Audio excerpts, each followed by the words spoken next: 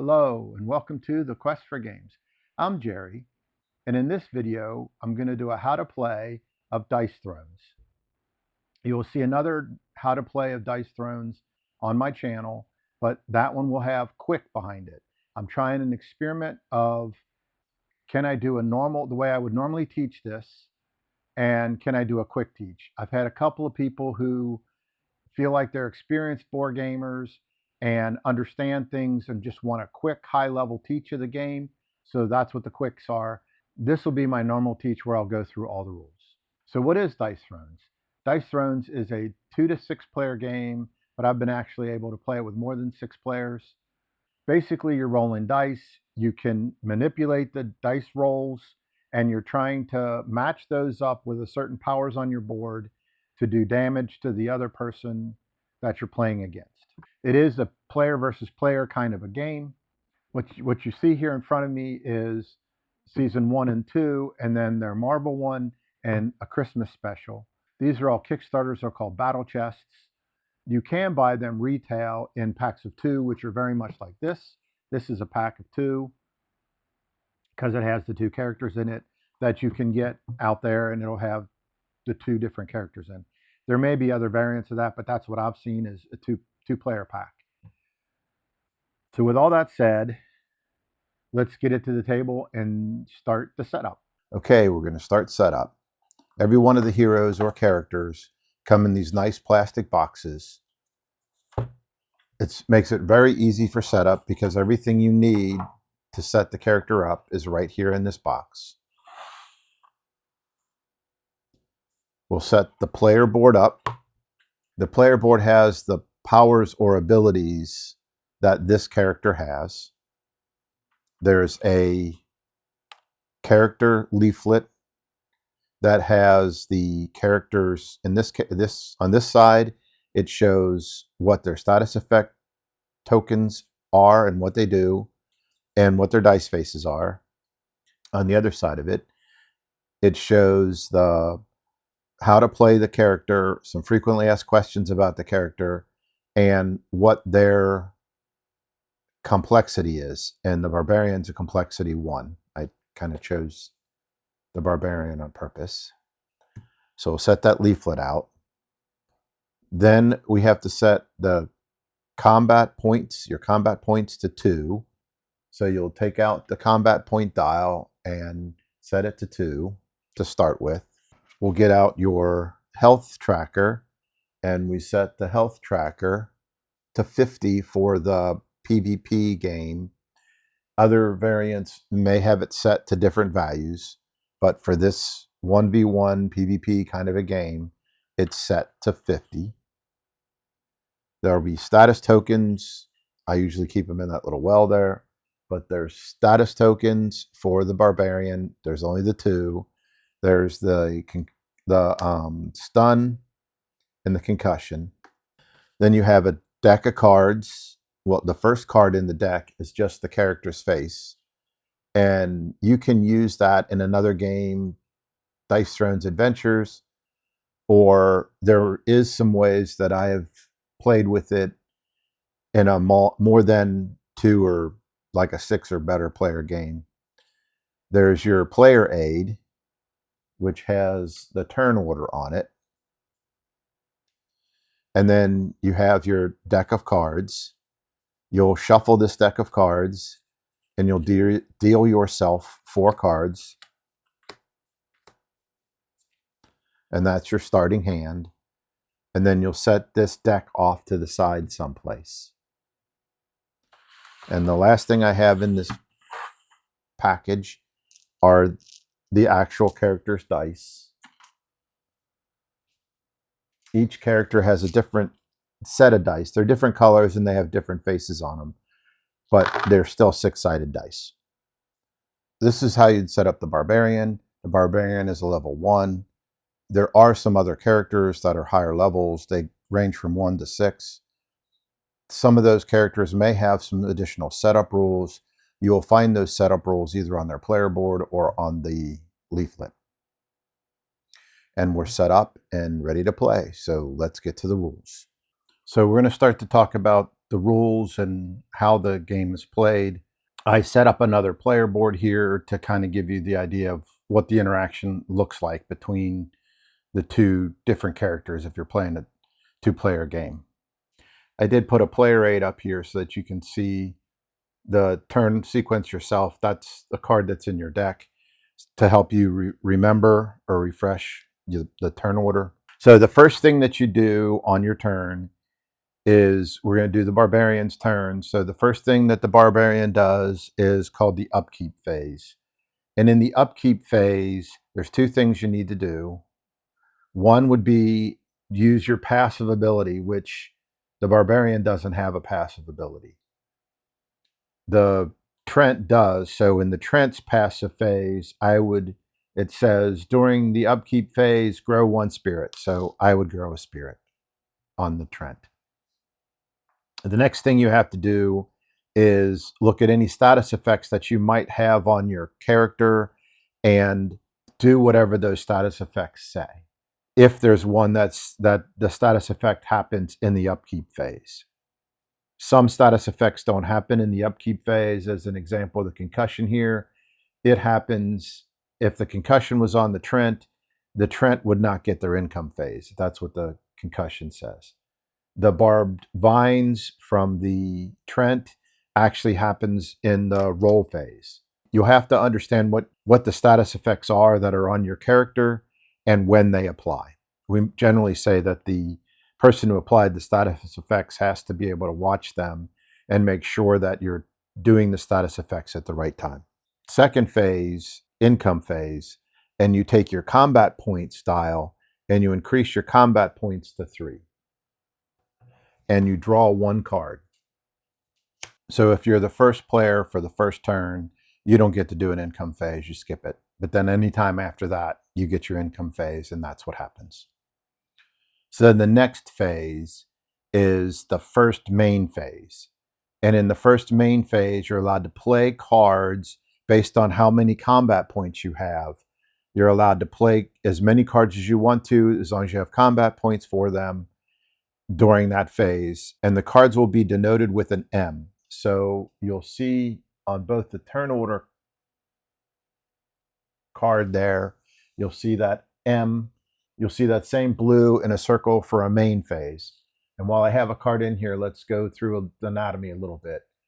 This is Smack 3. It's going to cost you 3 combat points to put out there, and it happens during the main phase.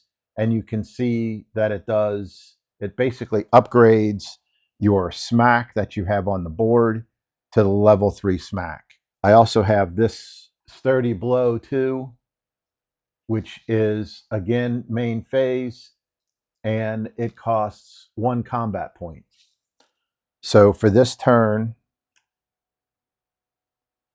let's just say that's what we're going to do. I'll pay 1 combat point, and I can take this Sturdy Blow, and I can replace the Sturdy Blow that's on my board with that new Sturdy Blow, and I've spent 1 combat point. It's important to note right now that if I so desired, I could discard some of these cards and get combat points for each one of those cards. So if I really could have used my smack, then I could, but I only had 2 combat points. I could have discarded one of these other cards and played the smack. There's also other things you can do in the first main phase. This one here I could play, and it would allow me to move status effects around between myself and other players, or any 2 other players I wanted. It costs 2 combat points. There's another thing that I want to show about the cards while we're talking about these first main phase and upgrade cards. This card here, which is the Barbarian's Overpower level 2, which would go right here. Overpower level 2 would go over top of that. But you can also see that it now gives me a new set of dice rolls that I could use. So if I had that in my hand and I decided to play it, now not only do I have something that I can use 3 swords and 2 pals with, but I also have something that I can use 2 swords and 2 hearts with, which gives me another option when I'm rolling my dice, which we'll talk about here in a minute. So that's the first main phase. We then go into the offensive roll phase. So in your offensive roll phase, you'll take your 5 dice and you'll roll the 5 dice that you have. And you can see that I rolled 3 hearts and 2 swords. So then I can look through my board and I can say, what would I want to do with 3 hearts and 2 swords? Well, there's a lot of options for swords. My Fortify gives me health back, but I've not taken any damage yet, so it doesn't make any sense to do that. My Ultimate Rage needs all POWs. I don't have any POWs. So let's say that I want to take the 2 swords and hold on to the 2 swords. Then we'll roll the dice again, and I got another heart, and I got another 2 hearts and a sword. So my last roll, I rolled 2 swords. So I can take these 2 swords and put them with the other swords that I have, and I now have 5 swords. So when I look at my board to see what can I do with the 5 swords, I can do my smack at 5 swords, which does 8 damage. That looks like that's about my only option that I have right now. There are other things I could do during my offensive roll phase. There are cards that are yellow or orange, and they have the dice symbol on them. They still have their cost, and they have their title, and then they have a description of what they do. I could use one of those cards if I wanted to do what it says on the card. And in this case, I would, during the roll phase, I would be able to make somebody re-roll a dice. Or I could use that one if I had enough combat points to change a dice face to match another dice, right? And there are other ones in there that allow me to change my dice face to 6, or that allow me to, I think, increase or decrease my dice face by 1. That's how I can manipulate my dice to be what I want them to be. But this is what I rolled. I'm going to be able to do 8 damage. I have to talk about damage, but I think I'm going to do that after we're getting through all the turn order. But in this case, the damage is a black circle. The white ring around it, that is what they refer to as normal damage, which means it is defendable. The Barbarian's going to try to do 8 normal damage, which is defendable, to the Trent. So we did the offensive roll phase. The next phase is targeting phase. In targeting phase, in a 2-player game like this, target is obviously the Trent. But if you were playing something else like a 3-player game, then the rules tell you who to target and when. If you're playing a 4-player game, the rules tell you who to target and when. 6-player games, it's on their website. That tells you the same thing. We actually play a way where we use these cards and we put them in a stack, shuffle them, and you draw one, and it tells you who you're targeting. So that when you're playing with more than 4 players, one person doesn't get targeted all the time. You can decide how you want to do that, but that's how the targeting phase works. Then there's the defensive roll phase. For the Trent has a rooted ability. That's their defensive ability. For the Trent, I rolled 2 branches and 1 spirit. Based on the rooted ability and the roll of 2 branches and a spirit, 2 damage for each one of the branches, 1 for each branch, and 1 damage for the spirit, which means they block 3 damage. So the root would take their health tracker and take it down to 45 because they blocked 3 of the 8 incoming damage and wound up taking 5 of that damage. So that's the defensive roll phase. And again, you'll see things that say, hey, we're in a roll phase. If you have combat points left, you can play cards out of your hand. We saw the one card that said, oh, I rolled this. This is what I rolled for the Trent. If the Barbarian was like, nope, I don't want you to do that. I want you to re-roll the dice or some of those dice. They could play a card, spend the combat points, play a card, and make you re-roll some of those dice. So we've gone through basically a combat phase or an offensive roll, and then targeting, and then defensive roll, defensive ability. Then we go into a second main phase. And in the second main phase, it works exactly like the first main phase. You could take any card from your hand and you could put that card out there and spend the combat points for that card. There are certain cards that you may want to play during the second main phase, like this Adrenaline Rush from the Barbarian, because that allows the Barbarian to heal themselves and potentially put a concussion out on their opponent. Okay, so, and then you go to the discard phase. The barbarian only has 4 cards right now, but if they had over 6 cards, they'd have to discard down to 6. You're only allowed to have 6 cards in your hand. So you have to discard down to 6. Any card you discard, even during that, would give you 1 combat point for the discarding of the card. If you wanted to, even though the barbarian's only down has only got 4 cards, the barbarian player could decide, I have dupes in here, or I have a card that I don't think I'll ever use, so I'm going to discard that to get the combat point. So even if you're below 6, you can still discard during the discard phase, and you will still get combat points for that discard. All right, so that takes us through the turn order. Barbarian took their turn. The Trent would now take their turn, basically doing the same thing. The upkeep, income, main phase, offensive roll phase, targeting phase, defensive roll from the barbarian, and then their second main phase, and then a discard phase for them. And you just keep doing that back and forth and whittling each other's health down until somebody's health is finally at 0. And once somebody's health is at 0, the other player wins. So that's basically the turn order part of the rules. So there's one other thing that can happen during your or your opponent's turn. We talked about how the cards have this symbol on them that tell you what phase they're allowed to be used in. The M for the main first or second main phase, the dice to go that can be used during offensive, targeting, or defensive roll phases. Well, there's these instant action cards that you can play at any time. You can play them. This one particularly, you would want to play either on yours or during your dice rolls or your opponent's dice rolls. But there are other things that you can do with them. But the instant action ones can be played at any time. They're an immediate action. And in this particular one, you would increase or decrease the dice roll by 1. I could have, let's say, this is a Trent's card. And if I wanted to, I could have spent my combat points and I could have tipped this to increase or decrease it. Well, that wouldn't help me because it'd be a 2, it's still a sword. So another example of an instant action card is this one here, which is a remove a status effect.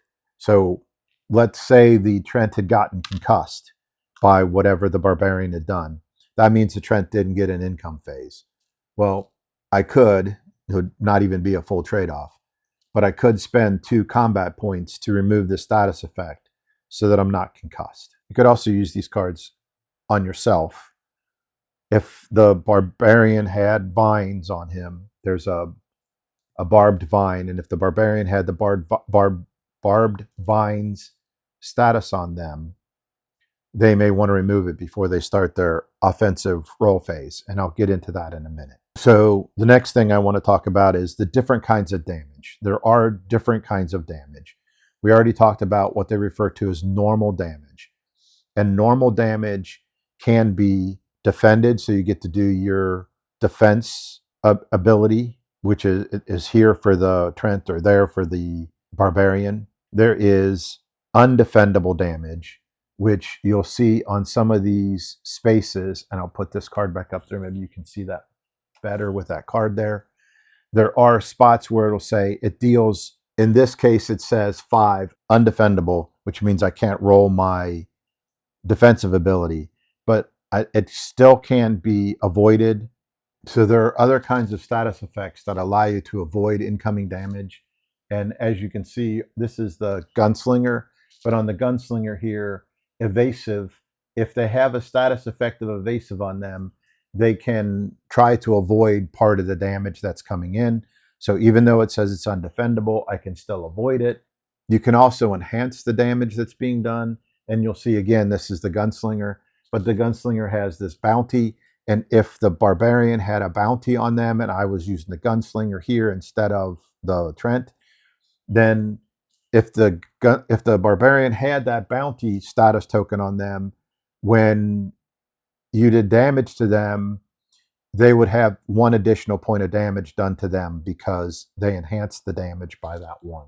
There are other things that can enhance the damage, like if you have certain companions out or certain cards potentially, will allow you to enhance the damage. So undefendable damage, you don't get to roll your defensive ability, but it is avoidable and it can be enhanced. There is another type of damage that they call pure damage, and you can see on here that there is the word pure after the damage. Pure damage is undefendable. You can see that it's a red circle. It's avoidable, but it is not modifiable. It follows the same target rules. There's another kind of damage that's collateral damage. This is the Tactician's board, and you can see that this one has the same red undefendable, but it has collateral damage. And you'll see the words right after it says the damage is applied to 2 different characters of the Tactician's choice, whoever's playing the Tactician.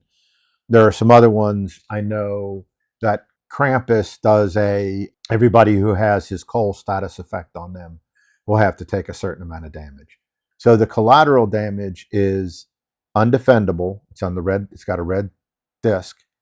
So you can't roll your defensive ability. It is avoidable. So if you had like the Gunslinger and their ability to dodge, then you would be able to avoid some of that damage potentially. It's not modifiable, so he can't buff it up. And it does have specific targeting rules. In this case, it says 2 people. Like I said, the Krampus one, everybody who has Cole on them from Krampus. And then the last kind of damage is your ultimate damage, which is coming from you rolling, in the Barbarian's case, rolling 6 POWs or rolling 6 spirits, which is basically rolling 6 6s. The ultimate damage is not defendable, so you don't get to do your defensive ability. It's not avoidable, so you don't get to use your dodge. The Gunslinger wouldn't get to be able to use their dodge status effect. It is modifiable, so you could boost it. So if there was a bounty on the character from the Gunslinger, you would get the 1 extra damage point. And then, but it doesn't have any special targeting rules. You just target it the way you would normally target it. So that's the 5 different types of damage there is. Normal, white disc. Undefendable, red disc says undefendable next to it, which means you can't roll this, but everything else applies. Pure, which means it's still in a red disc, so it's undefendable. You don't get to roll your defensive dice. But its other thing about it is it's not modifiable. There's collateral damage, which again is in a red disc, so it's undefendable. So you don't get to roll your defensive dice. It is avoidable, though. It's not modifiable. And it has its own targeting rules. And then there's the ultimate, which again is in a red disc. It's undefendable. It's unavoidable. It can be modified. It doesn't have special targeting rules. Okay, so let's talk about attack modifiers. Since I had just gotten through the different damage types, there are attack modifiers, and I talked about which ones can be modified. An example of a modification is the Gunslinger has this bounty. And you can see on it that if you put a bounty token, if the Gunslinger had a bounty token on the Barbarian, that bounty would be would give the Gunslinger 1 more damage plus a combat point because there's a bounty on there. So if I was doing damage to the Barbarian would get 1 additional damage. That's what a modifier is like. So there is some debate about what type of damage is that's coming in on this bounty. It has a white ring around it. It's a black disc with a white ring around it, which makes you think it's normal damage. But there is a section in the rule book, and I have the rule book right here. I'll try to show it to you. Not sure how clear. There's a lot of glare on that. I'll read it to you. What it says is damage added by attack modifiers is considered to be the same damage type as the original damage that was being dealt. So if I'm using an ultimate, which is undefendable, unavoidable, and I have this modifier on you, that damage coming in is the same way. It's just added to the ultimate. You can't defend against it. You can't avoid it. If the damage is coming off of the smack, well, the smack is a normal damage type. So it would just add, if I did the 8, it would just add 1 to it and be 9. I could roll and try to defend against that. If it's undefendable, I can't roll my defense, but I can't avoid it. So it takes on the characteristics, no matter that the disc on here shows a black dot disc with a white circle around it. It takes on the attributes or the characteristics of the damage type that is being dealt by whatever ability is going on. So let's talk a little bit about status effects. The turn order guide says that you resolve status effects in the upkeep phase, but that's not always true. If you have a status effect on your player that does have something that happens in the upkeep phase, like a bleed effect, which says every upkeep phase you have to take 1 damage, then fine, you do that during the upkeep phase. But if you have a status effect against you that is not during the upkeep phase, then you do that when the status effect would apply. So the concussion, I think I already talked about this. The concussion would cause you to skip your income phase. Stun causes you to skip your entire phase. So the barbed vines status effect, if I put that barbed vines against the barbarian, when the barbarian is rolling their offensive roll phase, they get this roll for free. Nothing happens when they do their first roll. But I have 3 swords here and a bang. Let's say I want to re-roll this dice. When I re-roll that dice the second time, because the barbed vines are on there, the barbarian would automatically take 1 damage because of the barbed vines. I now rolled a POW, so I probably wouldn't roll anymore, and then this would be removed. But if I decided to roll again, I would take 1 more damage, so a total of max of 2. And then this is removed, but it happens during the offensive roll phase. So like I'm saying, that the status effects can happen at different times. There are cards and other things but that'll let you remove the status effects. There are some things that allow you to transfer status effects from one character to another. On each one of the player leaflets, there's a stack limit for your status effects. It tells you how many you can have. An example, the concussion, you can only have 1 on a character. Stun, you can only have 1 on a character. This barbed vines I was just talking about, I can only have 1. The spirits, I can have 3 of the seedling spirits on the Trent at any one given time. This is actually a bonus status effect. I can spend it, so that's another kind of a status effect. I can spend this status effect and something good will happen. Like spending the seedling will allow me to re-roll my dice. Another type of status effect is a persistent one. And the persistent ones, they're marked in the player aid that it's persistent, and they will stay with the character for the rest of the game, unless somebody uses a card or some ability to get rid of it. One more thing we need to talk about are companions. The Hunter's Companion, Nirha here, is a companion. It's not a status effect. They have their own rules on how they're played on their player's leaflet, what they do, how they act, and how they operate. Some of them, like this one, will take damage for the Huntress, or you can split damage across the Huntress and Nirha. All those rules are in her leaflet to let you understand how they play. But the main point is they're not a status effect. So if you have a card that says I'm removing status effects, you're not removing the companion. And with that, I think I've covered all the rules. So let's go on to final thoughts. So final thoughts for Dice Thrones. It's a real fun game to play. I refer to it as Combat Yahtzee because you're basically playing Yahtzee. You have the ability to manipulate your rolls with cards, and you have the ability to upgrade what your attacks do. But if you play a basic character like the Barbarian, which is the one that I was showing, it's really low level entry. But then it gets really interesting if you play characters that are higher level. So I don't know how easily you're going to be able to see this, but on each one of the player aids, there's a number that says how complicated is this character. This one's the Barbarian's a 1, and I have several 1s. But there are some like the Trent here that I was showing. This one's a 6. And if you look at the other side of his board, there's a lot of stuff that's going on here versus the Barbarian's board where there's hardly anything going on in that. So the Trent is a lot harder to play. But what I found is, yeah, there's some kind of luck of the roll, right? Because we're rolling dice. But even at that, I don't believe the Trent is like overpowered, right? It's still balanced in there with the barbarian. Somebody playing a simple barbarian, playing the simpler character, has just as much of a chance of winning as somebody who's playing a more complicated character. And I like that because I can now play as the complicated characters, and somebody else who's, new to the game can play a simpler character, and you get your entry at the simpler characters, and staying with the same game mechanics, you just increase in complexity. Some of them are, there's this barbarian's a 1, and you go from the 1 to the 6, so there's several levels of complexity.